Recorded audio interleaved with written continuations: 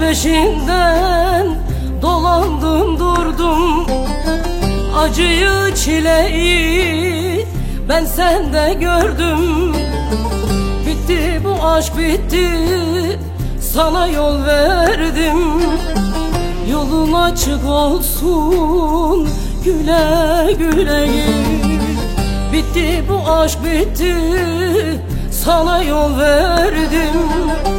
Yolun açık olsun, güle güle git.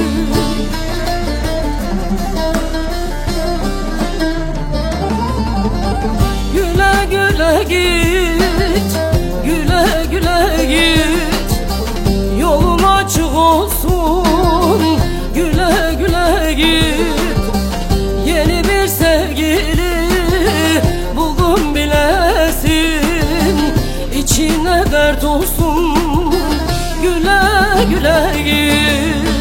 Güle güle git, güle güle git. Yolun açık olsun, güle güle git.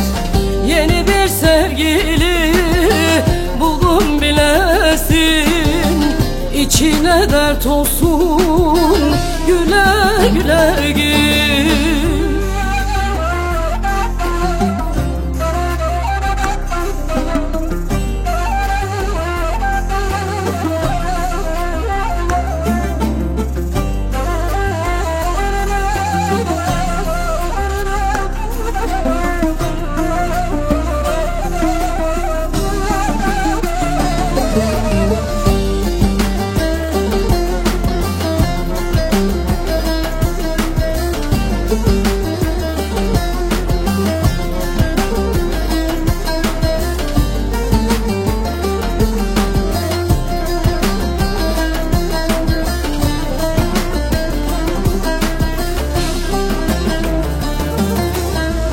İhanetin bana çok acı verdi. Sırtıma yükledin hep gam derdi. Gönlüm başkasıyla murada erdi. Bıraktım ben seni, güle güle git. İhanetin bana çok acı verdi. Bıraktım ben seni, güle güle git.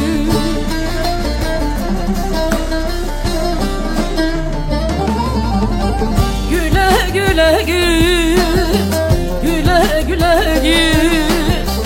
Yolun açık olsun, güle güle git. Yeni bir sevgili buldum bilesin, İçine dert olsun, güle güle git. Güle güle git, güle güle git. Yolun açık olsun, güle güle git.